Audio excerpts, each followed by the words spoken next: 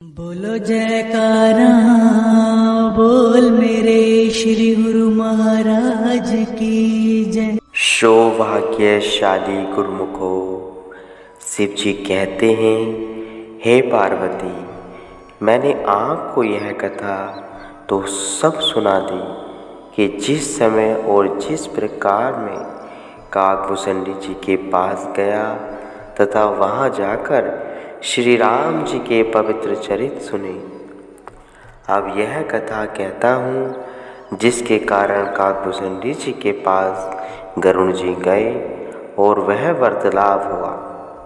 सो तुम मन लगाकर सुनो। जब श्री रघुनाथ जी ने रावण के साथ युद्ध में रण कौतुक किए थे, उन चरित्रों तथा मनुष्य लीला को जब मैं विचारता हूँ तब मुझे बहुत पीड़ा होती है, अर्थात लज्जा आती है कि भगवान ने मेघनाद के द्वारा अपने आप को नागपाश में बंधा लिया।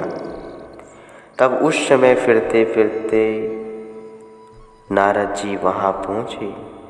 उन्होंने देखा कि श्री भगवान सेना सहित नागपाश में बंधे पड़े हैं। नारद जी शीघ्र वहाँ से चलकर वैकुंठ में गए और वहाँ से गरुड़ जी को नागपाश काटने को युद्ध भूमि में भेजा।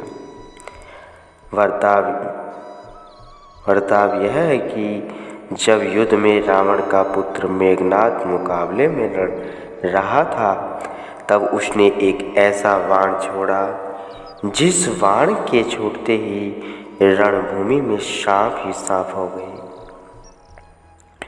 उन सांपों ने सेना सहित श्री राम जी को अपनी लपेट में ले लिया, अर्थात वे सांप इतने अनगिनत थे कि उन्होंने श्री राम जी तथा सब सेनापतियों और एक एक वीर वानर के शरीर को बांध लिया। भगवान के अवतारों की सगुण लीला और चरित्रों में कोई न कोई भक्ति का भेद छिपा होता है, जिसको स्वयं भगवान ही जानते हैं। कौन जाने इस मौज में वे उनके भक्तों की श्रद्धा और भक्ति की परीक्षा का भेद छिपा हो। जब नारद जी के भेजने पर गरुड़ जी युद्ध भूमि में पहुँचे तो उनको देखकर सब सांप भाग गए और अनेकों गरुड़ जी ने अद्भुत से काट दिए, क्योंकि गरुड़ जी सांपों के शत्रु हैं।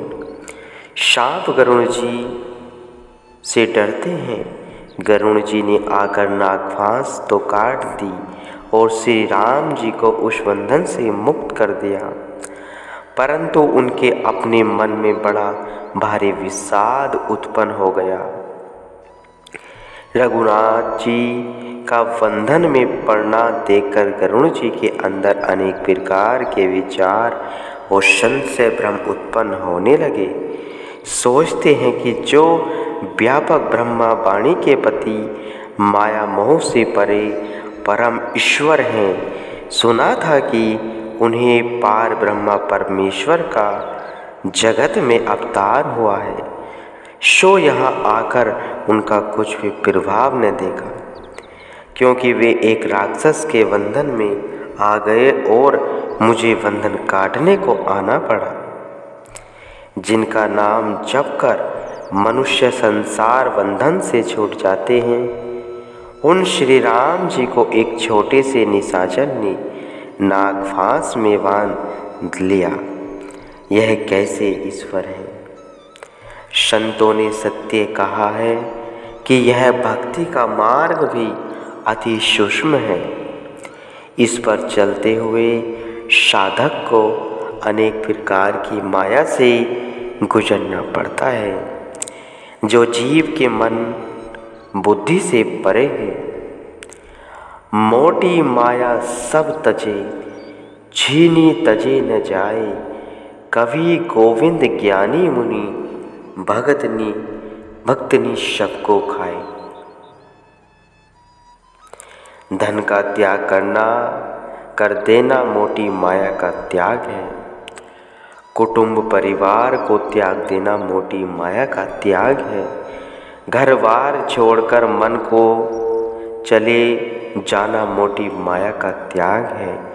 मोटी माया का त्यागना इतना कठिन नहीं, क्योंकि इसका त्याग तो हर वैराग्यवान पुरुष कर ही देता है। परंतु छीनी माया से पार होना सुगम नहीं है। बड़े बड़े ज्ञानी मुनि और पंडित भी इससे बच नहीं सके। जब मनुष्य मोटी माया को त्याग कर भजन भक्ति की ओर चलता है तो आगे उसे छीनी माया से वास्ता पड़ता है, जो अति दुखदाई है। मन के संकल्प विकल्प छीनी माया है। जब साधक मन के संकल्पों की उलझन में फंस जाता है तो फिर भगवान ही उसे बचाएं। हृदय में अंधेरा छा जाता है और मनुष्य अपना रास्ता भूल जाता है, और ये संकल्प उसे इतना दुखी बना देते हैं कि वह बेचारा फिर अपने आप संभल नहीं सकता। दोहे में आया है, अस कहे चले देव ऋषि करत राम गुणगान, हरि माया बल वर्णित पुनि पुनि परम सुजान। तो शिव जी कहते हैं, हे पार्वती, गरुण जी भगवान को नागफास से छुड़ाकर मन के संकल्पों के चक्कर में आ गए। अपने मालिक के प्रति मन में तर्क वितर्क बढ़ाने से अति व्याकुल हो गए। मन को बहुत कुछ समझाया, परंतु अज्ञानता के कारण हृदय में इस कदर भ्रम छा रहा था कि कुछ भी समझ में नहीं आ सके। हे पार्वती, मन के खेद से दुखी होकर तुम्हारे ही समान वह मोहवश हो गए। इसी व्याकुलता की अवस्था में गरुण जी देव ऋषि नारद जी के पास गए और अपने मन का संदेह उनको जा सुनाया। सुनकर नारद जी को बड़ी दया आई। कहने लगे, हे गरुण जी, भगवान की माया अति प्रबल है, जो ज्ञानियों का चित्त भी हर कर वर जोरी उनको अज्ञान के वश कर देती है। हे गरुण जी, इसी माया ने जो तुझे व्यापी है, मुझे भी अनेक बार नाच नचाया है। आपके मन में महामोह अज्ञान उपजा है, वह शीघ्र मेरे कहने से नहीं मिटेगा, क्योंकि इष्ट देव से टूटी हुई श्रद्धा का दोबारा जोड़ना सुगम कार्य नहीं होता। श्रद्धा टूट तो शीघ्र जाती है, परंतु इसका जुड़ना कठिन हो जाता है। आपके मन में जो त्रुटि आ गई है वह मेरे कहने से पूर्ण नहीं हो सकती। मेरा विचार है कि आप ब्रह्मा जी के पास जाइए और वे जो आज्ञा दे वैसा करिए। ऐसा कहकर देव ऋषि नारद जी भगवान का गुणगान करते हुए चले गए।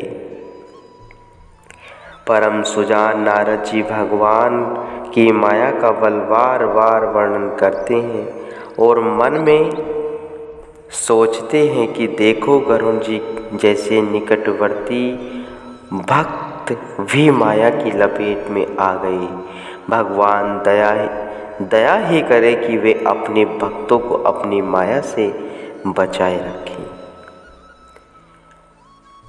तब खगपति विरची पह कहु, निज संधि सुनावत भयउ। सुनी विरची राम शिर नावा, समु भक्ति प्रताप प्रेम उर्छावा। संतों ने जिज्ञासु को हर घड़ी सचेत रहने की शिक्षा दी है, क्योंकि मन और माया इसके साथ हर घड़ी ताक में रहते हैं और अवसर पाकर भक्ति की हानि कर देते हैं। जो पुरुष जितना ऊंचा चढ़ा होता है, वहाँ से गिरने पर उसको उतनी ही चोट लगती है।